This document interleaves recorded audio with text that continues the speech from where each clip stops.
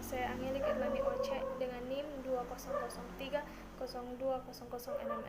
semester 1 kelas C Fakultas Ilmu Sosial dan Ilmu Politik Administrasi Bisnis Universitas Nusa Cendana Kupang.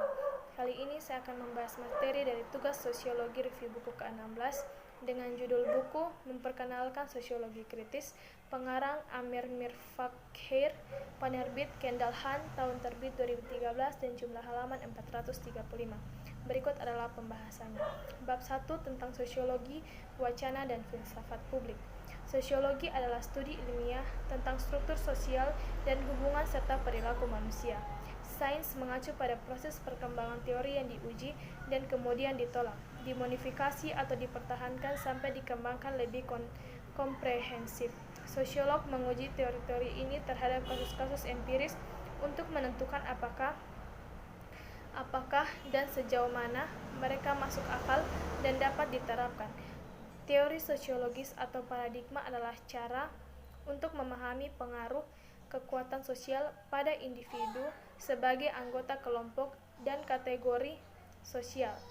Penulis meletakkan istilah ilmu dalam tanda kutip untuk garis bawah ilmu tidak, yaitu diinformasikan oleh bias teoritis dan metodologi dari penelitian. Ini memungkinkan kita untuk menilai orang lain dan mengevaluasi tindakan dan niat mereka dalam konteks hubungan dan struktur sosial. Bergantung pada ideologi seseorang, aktor sosial melihat dan mengevaluasi dunia di sekitar mereka dengan cara yang berbeda sebagai ilmu. Sosiologi mengembangkan teori yang menjelaskan dunia sosial. Tujuan dari sosiologi adalah untuk menawarkan objektif dan nilai netral dari dunia sosial melalui istilah dan konsep yang tidak seragam. Pengetahuan sosiologis bersifat objektif dan subjektif. Berger mengemukakan ideologi adalah salah satu konsep sentral dalam teori sosiologis. Ideologi dicirikan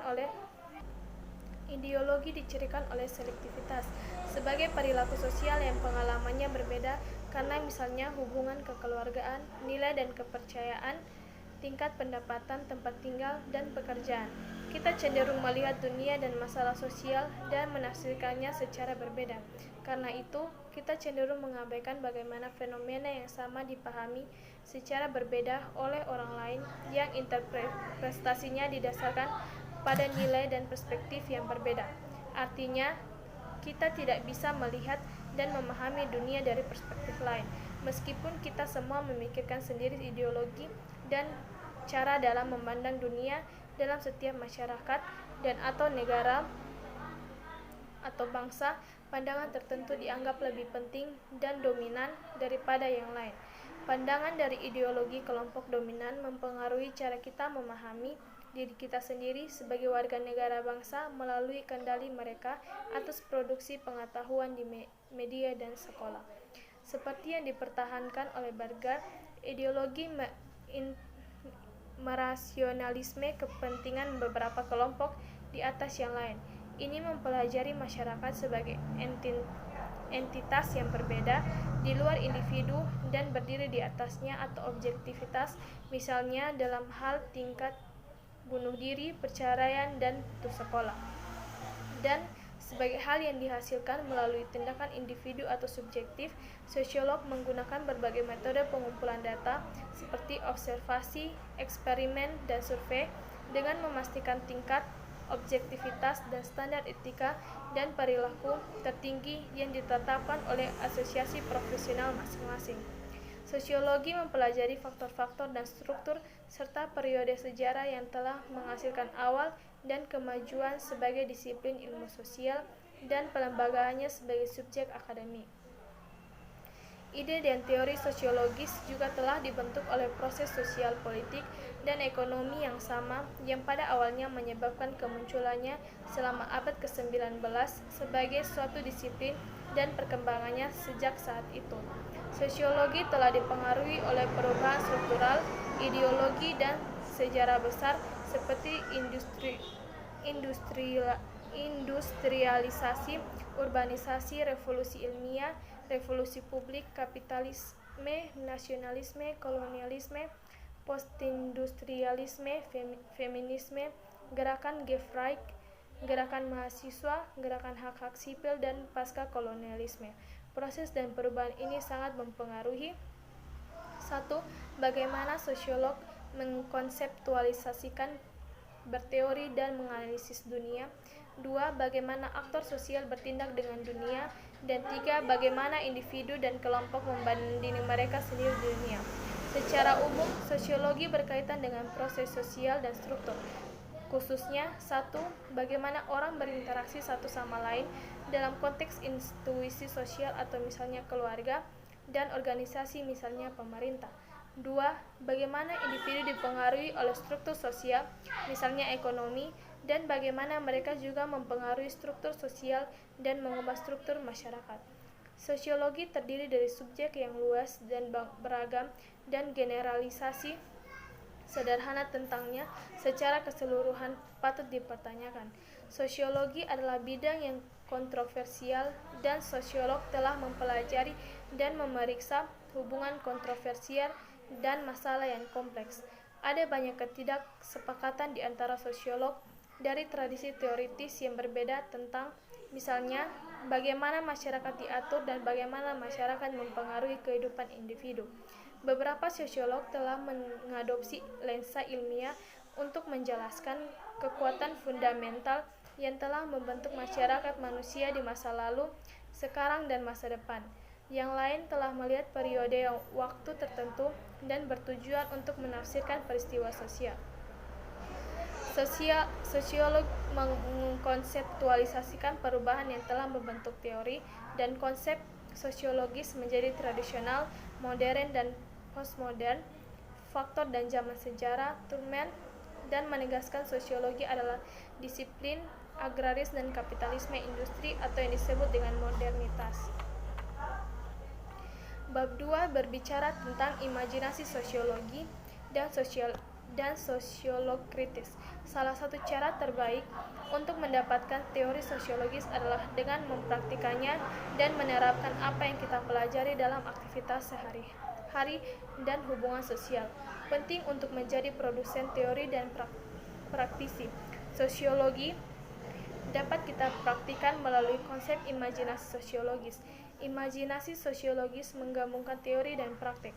Melalui konsep ini, C.W. Mills menggabungkan analisis makro dan mikro sosiologis dalam pendekatan holistiknya untuk memahami masalah sosial dan menerapkan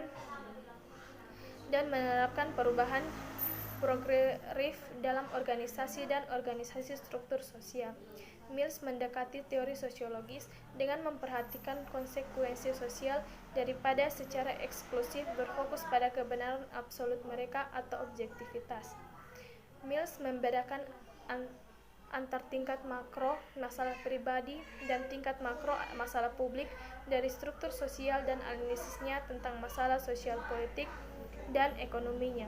Ia berpendapat bahwa untuk memahami kehidupan para aktor sosial, kita perlu memahami sejarah suatu masyarakat atau makro, dan untuk memahami sejarah suatu masyarakat, kita juga perlu memahami kehidupan individu yang menyusunnya atau mikro. Dia berpendapat bahwa orang perlu mendefinisikan masalah yang mereka hadapi dalam terang masalah publik dan perubahan sejarah dan kontradiksi struktural. Masalah pribadi adalah masalah yang memiliki konsekuensi bagi individu dan bagi mereka yang berhubungan langsung dengannya. Mills menegaskan bahwa masalah terjadi dalam individu dan dalam rangkaian hubungannya dengan orang lain. Mereka terkait dengan dirinya sendiri dan dengan area terbatas dari realitas sehari-hari yang dia sadari secara langsung dan pribadi. Masalah terjadi dalam konteks pengaturan tersebut sosial yang secara langsung dialami oleh aktor sosial dan mencerminkan atau dia sengaja keterlibatannya. Masalah publik mengacu pada faktor-faktor berorientasi makro yang memiliki konsekuensi bagi sejumlah besar orang dan masyarakat. Efek deindustrialisasi di Kanada dalam hal hilangnya manufaktur dan pekerjaan berserikat serta meningkatnya pengangguran di industri negara adalah contoh masalah publik yang mempengaruhi banyak orang. Perubahan hukum perceraian adalah contoh lain yang memudahkan perceraian. Penting untuk dicatat bahwa ada hubungan dialek antara masalah pribadi dan masalah publik. tersebar luas, masalah pribadi yang dapat menjadi masalah publik, dan masalah publik dapat menyebabkan masalah pribadi banyak orang. Bab 3 membahas tentang sosiologi, bidang multisegi, sosiologi sebagai disiplin ilmiah. Sosiologi adalah studi sistematis tentang kondisi dan fenomena sosial melalui analisis data yang dapat diamati. Sosiologi adalah disiplin ilmiah. Istilah sains menyiratkan bahwa ada realitas objektif yang dapat dipahami secara rasional melalui penerapan metode ilmiah, observasi, dan eksperimen. Sains didasarkan pada asumsi bahwa keteraturan dalam dunia sosial dapat diamati. Metode ilmiah didasarkan pada premis bahwa dunia alami dipandu oleh hukum, dan dua tugas ilmuwan adalah menemukan hukum-hukum ini melalui observasi dan analisis data. Dalam pandangan yang sama, sosiolog memulai studi tentang masyarakat dengan anggapan bahwa masyarakat diatur oleh hukum kemasyarakatan dan tugas mereka adalah menemukan hukum-hukum ini. Menggunakan metode yang sama dari ilmu alam atau fisik, sosiolog menyebut pendekatan ini positivisme. Sebagai ilmu sosiologi, mengajukan teori abstrak dan menguji teori-teori ini terhadap kasus empiris untuk menentukan apakah mereka dapat dipercaya. Sosiologi mengacu pada sinkronis dan pendekatan diakronis untuk masalah ekonomi, sosial, budaya, dan politik kontemporer. Sinkronis pandangan berkaitan dengan faktor-faktor tertentu dalam pengaturan spesifik dan periode sejarah.